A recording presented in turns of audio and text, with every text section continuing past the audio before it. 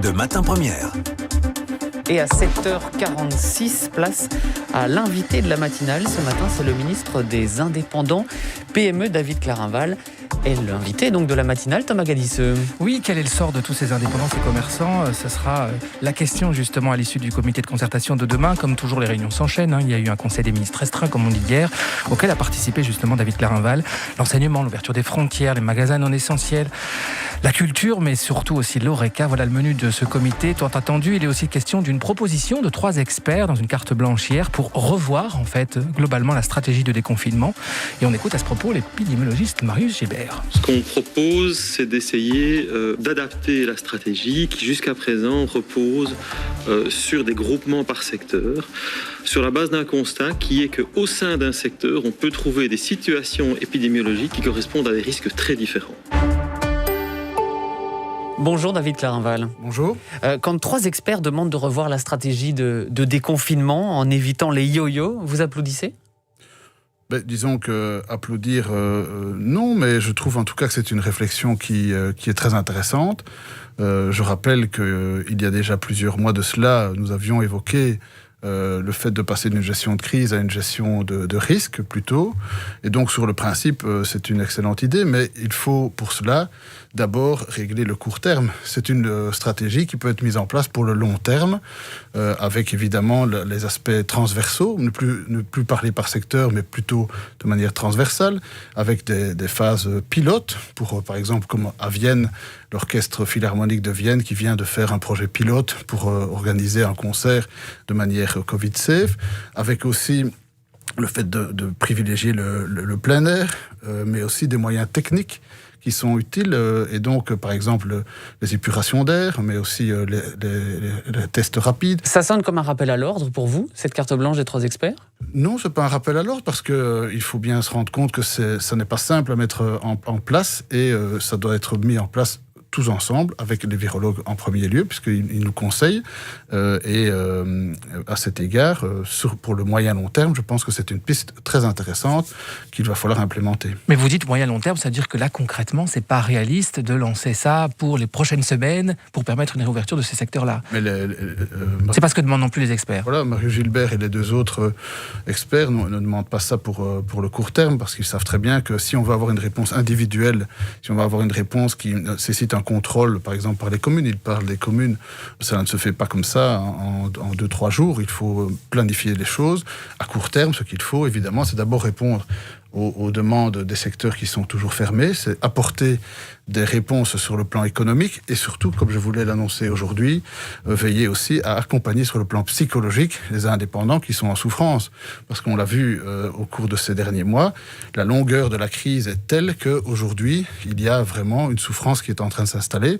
Et donc, avec mon collègue Frank Vandenbroek, nous avons pris l'initiative, et nous le lançons aujourd'hui, d'avoir 8 séances gratuites de soins psychologiques. Mais on sait que les indépendants ne sont pas nécessairement un public qui va facilement vers ces soins.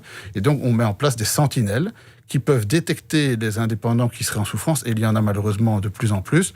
Par exemple, un comptable, un banquier, le secrétariat social, et qui va ensuite téléphoner au numéro 0800 325 afin de prévenir une ASBL qui est spécialisée avec des indépendants. Donc ce sont des psychologues indépendants qui vont aider ces indépendants en souffrance pour éviter d'avoir des situations de détresse. Et donc ça, c'est un système de soutien psychologique qui a été donc acté au gouvernement, et donc quiconque peut y avoir accès. Tout indépendant peut avoir accès à ce système-là. Tous les indépendants qui sont en souffrance, mais c'est ça, ils sont souvent très pudiques, ils ont des caractères forts, les indépendants. Spontanément, ils ne cherchent pas de l'aide. C'est pour ça qu'on a veillé à ce qu'il y ait des sentinelles. Donc ce sont ces personnes qui sont en rapport avec les indépendants, qui détectent... Qui servent d'intermédiaires. Qui servent d'intermédiaires, qui peuvent contacter ce numéro, et cette ASBL qui engage plusieurs centaines de psychologues indépendants va ensuite, de manière gratuite, pour 8 séances, permettre d'accompagner ces indépendants qui ont été détectés par ces sentinelles. Donc, c'est vrai que ça n'est peut-être pas la priorité, la première pour les indépendants. Ils veulent d'abord réouvrir des aides financières, mais je pense qu'il y a malheureusement de plus en plus d'indépendants qui sont en souffrance et c'était important qu'on apporte cette réponse avec mon collègue Van den Broek aujourd'hui. Et justement, les autres réponses, elles viendront aussi sur la question de la réouverture. On évoquait ce scénario de 3 experts avec une vision à long terme. Est-ce que c'est pas ça, entre guillemets, la critique derrière cette carte blanche ? Quand est-ce qu'on va penser à plus long terme ? On aurait pu imaginer ce système de label Covid-free l'été dernier. Et il aurait pu être mis en place maintenant. Est-ce qu'on ne pêche pas, justement, par manque d'anticipation, David Caraval ? Mais écoutez, les virologues sont là pour nous conseiller. Et c'est ensemble que nous avons mis en place toutes les réponses qui ont été apportées. Il y avait une matrice, par exemple, pour l'événementiel l'été dernier. Voilà, on n'en a plus parlé de ça. Cette matrice, par exemple, il va falloir la remettre en place pour cet été. Et ça, c'est clair, puisqu'il va y avoir toute une série de questions qui vont se poser par rapport aux événements. Est-ce qu'on va organiser la foire agricole à Libramont ? Est-ce qu'on va pouvoir faire des concerts philharmoniques ? Est-ce qu'on va pouvoir avoir des activités dans l'événementiel ? Donc on va aller vers cette logique de cas par cas, quoi. Je pense que c'est la stratégie qui va être mise en place, c'est-à-dire qu'on va plutôt faire du cas par cas plutôt que de donner des réponses structurelles, pas structurelles, sectorielles parfois, qui ne sont pas nécessairement suffisamment poussées.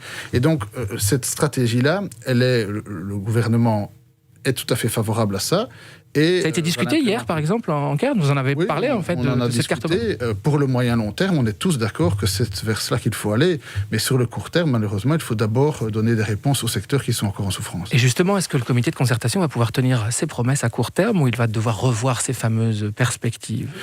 Écoutez, vous me permettrez de ne pas donner de date aujourd'hui parce que le Premier ministre a demandé que l'on ne mette pas d'huile sur le feu et que l'on veille à ce que les débats se fassent de manière sereine, ce qui est le cas. C'était une réponse à votre président de parti qui s'est exprimé ce week-end dans la presse, en fait. Bon, j'ai vu que Paul Magnette aussi s'est exprimé dans la presse hier, donc je vois que les observateurs peuvent s'exprimer, mais nous, en tant que ministre, on a un devoir de réserve et je préfère donner ces dates et ces détails au sein du gouvernement et on décidera tous ensemble. Je pense que pour le moment, l'ambiance est sereine, elle est constructive. Évidemment, il y a des débats entre nous, mais on travaille tous ensemble pour avoir une réponse qui soit la plus coordonnée, la plus ambitieuse possible. Personne ne veut fermer un jour de trop, on est bien d'accord. Et il y a des gros débats autour de forcément la question de l'ORECA, de la culture. Par contre, la réouverture des magasins dits non essentiels, les métiers de contact, c'était prévu pour le 26 mai, ça a été fermé le 26 avril, c'était fermé pour 1 mois.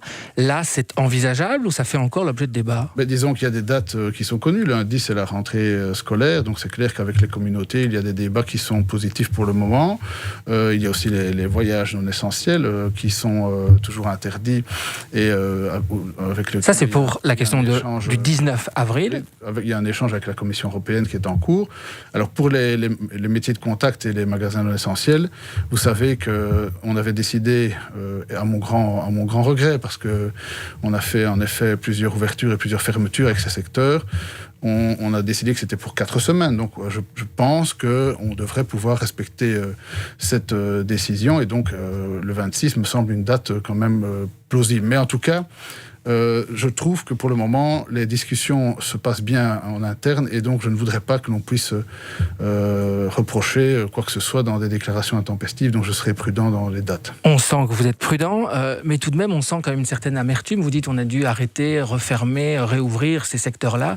Il y a un regret comme ça d'avoir dû faire des volte-face, des marches arrière sans arrêt, sur notamment cette question des coiffeurs et des métiers de contact qui a cristallisé les débats presque pendant 2 mois. Mais ce ne sont pas des regrets. Moi, quand je vois, vous savez, au cabinet, je reçois tous les jours les secteurs qui sont en souffrance. Cet après-midi, je reçois les secteurs culturels non subventionnés qui viennent me rencontrer. Donc, j'entends la détresse de ces secteurs qui est terrible. Il y a des indépendants qui n'ont plus travaillé depuis 1 an. Certains, l'ORECA, ça fera 6 mois qu'ils sont fermés. Donc, il faut bien se rendre compte que la détresse est tellement grande que l'on a envie de pouvoir leur donner une réponse la plus rapide possible. Et donc, vous avez parfois dénoncé l'intransigeance l'exigence de certains membres du comité de concertation en face de vous, notamment le ministre fédéral de la Santé, Frank Vandenbroek. Est-ce que ça évolue? Est-ce que vous avez l'impression que le climat, vu les gros moments de tension qu'on a vécu en janvier et février, ça pèse un petit peu? Oui, vous voyez qu'aujourd'hui, je présente avec lui ce projet sur les soins psychologiques pour les indépendants. Donc, on travaille en bonne entente avec l'ensemble des ministres du gouvernement. C'est clair qu'on n'a pas toujours nécessairement les mêmes points de vue, mais on débat en interne et on trouvera des solutions tous ensemble. On rappelle d'ailleurs ce numéro que vous avez cité, la ligne d'écoute gratuite 0800 325 pour ce soutien psychologique aux indépendants. Soutien psychologique, mais soutien économique. Jusque quand ça va être tenable de mettre comme ça tous ces secteurs sous cloche, David Clarinval? Quand on va réouvrir l'ensemble des secteurs, est-ce qu'on va lever toutes les aides financières? Ça va être on-off aussi? Non, je ne pense pas. Il faut savoir d'abord, rappelons qu'il y a notamment une aide pour les indépendants qui n'est pas suffisamment connue, c'est la passerelle simple. Quand vous avez perdu 40% de votre chiffre d'affaires par rapport au mois de 2019 correspondant, donc le mois de janvier 2021 par rapport au janvier 2019, moins 40% de chiffre d'affaires, vous avez le droit de demander une passerelle simple pour ce mois-là, et idem pour le mois de février, le mars-avril, et donc quel que soit le secteur dans lequel vous travaillez, donc pas nécessairement dans les secteurs fermés, même un architecte qui n'a jamais dû fermer, ou je ne sais pas, même certains secteurs qui a priori pourraient bien fonctionner, je pense à un boucher charcutier par exemple, s'il a perdu 40% de son chiffre d'affaires, parce que la crise est là pour tout le monde, il a droit à sa passerelle simple. Donc ça c'est une mesure qu'il faut rappeler, mais on travaille au sein du gouvernement, et les accords ne sont pas encore obtenus, mais on y travaille d'arrache-pied sur un plan de réouverture. Donc, c'est-à-dire que ce sont des aides spécifiques qui vont être octroyées aux secteurs fermés quand ils vont réouvrir. On ne va pas tout d'un coup lâcher le filet d'aide sociale et économique. En tout cas, moi, je ne souhaite pas qu'on abandonne les secteurs une fois qu'ils sont réouverts. Et là aussi, ce sera possible de faire du cas par cas? Oui, vous pouvez bénéficier d'une aide encore et vous plus? Les passerelles, pour le moment, c'est ce qu'on fait. On arrive à faire du cas par cas, alors qu'il y a quand même plusieurs centaines de milliers d'indépendants qui sont dans des situations difficiles. Donc, on sait faire du cas par cas. Évidemment, la situation d'un secteur n'est pas l'autre. Et donc, il faut pouvoir donner des réponses qui sont spécifiques. Mais en effet, je pense que les aides qu'on va pouvoir apporter, exemple, les agences de voyage, nous vont avoir des aides spécifiques. Mon collègue Dermagne y travaille. Mais il y a aussi, par exemple, dans l'ORECA, il faudra des aides spécifiques pour la TVA. Donc, la TVA, oui. Voilà, par exemple. Donc, je pense que mon collègue Van Petegem y travaille aussi. Donc, je crois qu'il y aura moyen de pouvoir annoncer dans les semaines qui viennent, en parallèle avec les réouvertures que je souhaite les plus rapides possibles, des mesures d'aide qui seront spécifiques en fonction des secteurs dans lesquels les indépendants travaillent. David Clarinval, vous nous parlez ce matin de cette offre psy donc, aux indépendants. C'est bien normal, j'ai envie de dire, c'est votre chapelle, les indépendants et les PME. Qu'en est-il de tous les autres travailleurs, ceux des grandes entreprises, ceux qui sont en première ligne? Vous avez dit que cette décision a été prise en accord avec le ministre fédéral de la Santé. Pour tous les autres travailleurs, qu'est-ce qui est prévu d'un point de vue santé psychologique? Est-ce qu'elle est assez prise en compte aujourd'hui dans les décisions? Donc oui, moi j'ai travaillé avec Frank Vandenbroek sur le volet indépendant, évidemment, parce que c'est le volet qui me touche en premier, dont je suis responsable, mais je sais que Frank Vandenbroek travaille sur d'autres volets, notamment pour le personnel des entreprises. Et donc hier, il est venu notamment avec une note pour accompagner d'autres personnes en souffrance. Ça n'arrive pas trop tard, quand on voit par exemple que le personnel hospitalier est sous pression depuis plus d'1 an maintenant? Oui, c'est clair que la crise est difficile pour tout le monde. Et donc, je pense qu'à cet égard, Frank Vandenbroek travaille pour les autres secteurs. Donc, au sein du gouvernement, il n'y a pas de difficulté à mettre des moyens supplémentaires pour aider les autres secteurs. Mais moi, ici, c'est parce que je suis responsable indépendant que je voulais mettre le focus aujourd'hui là-dessus. Est-ce que le comité de concertation fera un focus là-dessus demain? En tout cas, on en a parlé hier, donc je pense que c'est à l'ordre du jour, oui. Et on notera d'ailleurs, Martin, que pour l'ensemble des Belges, des séances de soutien psychologique sont remboursées plus que d'habitude. Il y a eu, je crois, 8 séances par personne en plus qui ont été remboursées pour l'ensemble des Belges, peu importe si on est indépendant, soignant ou travailleur. Merci à vous, Thomas Galisseu, et merci à votre invité, David Clarinval. Tout de suite, le journal